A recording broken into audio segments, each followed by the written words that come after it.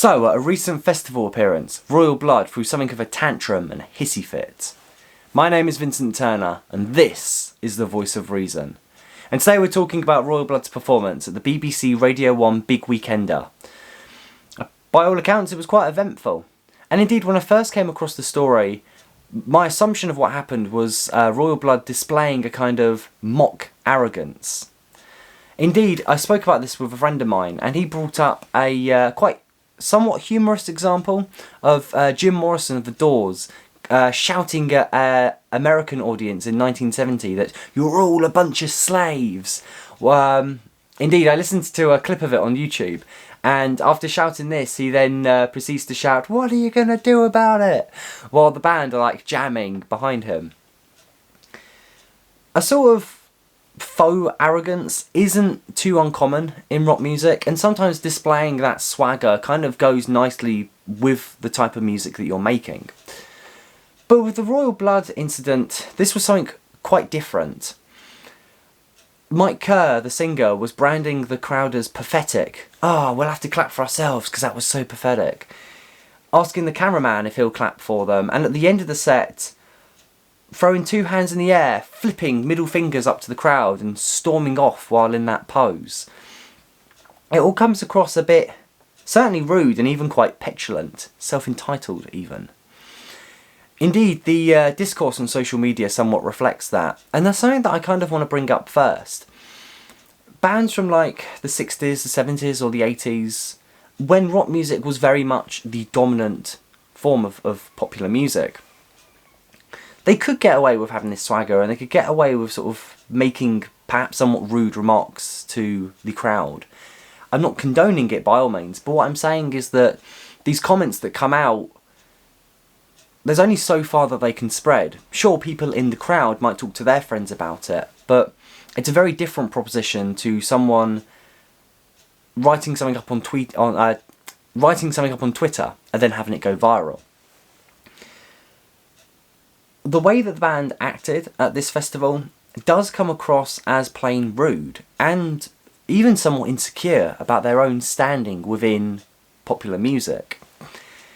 And so, and honestly, even if there was something like preordained here, because it's not a coincidence that this is going on right when Royal Blood are getting ready to release a new album.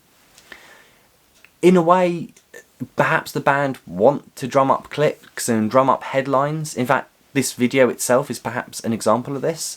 You know, they want people talking about the band ahead of them releasing new music.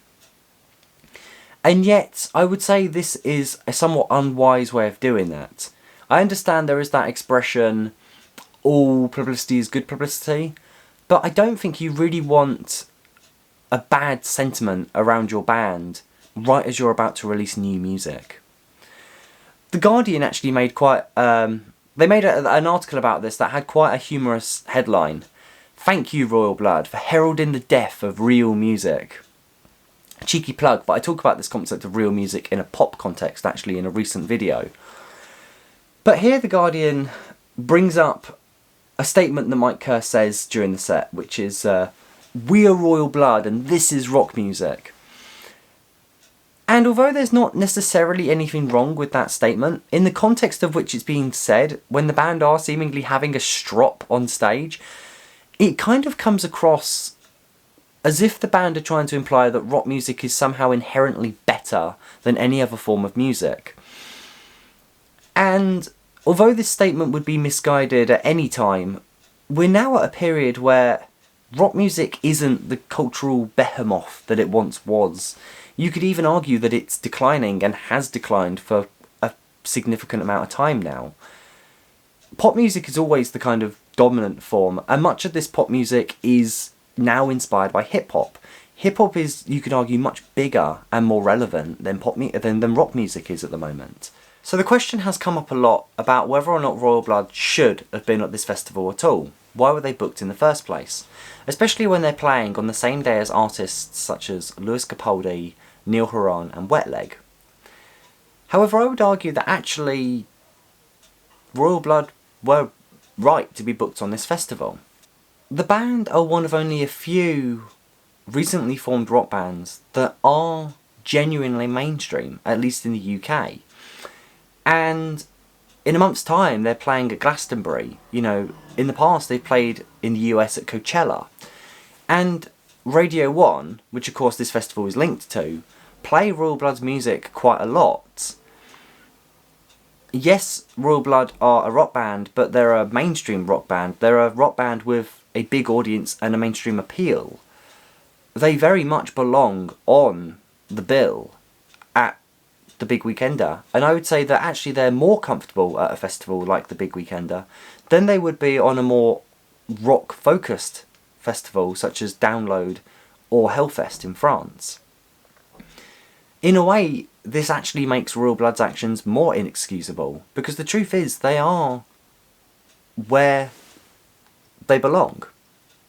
I want to wrap up by quoting something that was said on Twitter by a band named the Lottery Winners.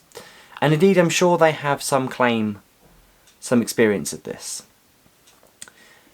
Commenting on Twitter, they said, "Man, some gigs are tough and you have to win over the crowd, but this is exactly not how to react. Very disappointed with Royal Blood here. No matter what level you get to, you're never better than the audience." Maybe the crowd response was a little bit lacklustre on this particular festival. Maybe it was less than what Royal Blood expected or are used to. But you should take that on as a challenge and embrace winning over new fans. I think Royal Blood certainly missed an opportunity here. And although I don't think this incident is going to end their career, it's certainly not a good look for them right now. And I do believe they can do better. Hey guys, thank you so much for watching this video. I hope you enjoyed it. And indeed for watching till the end. Before we finish, I just want to make a quick cheeky plug. As well as making videos like this, I am an amateur singer-songwriter in my area, and I'd love for you guys to listen to my music. You'll see the end screens here.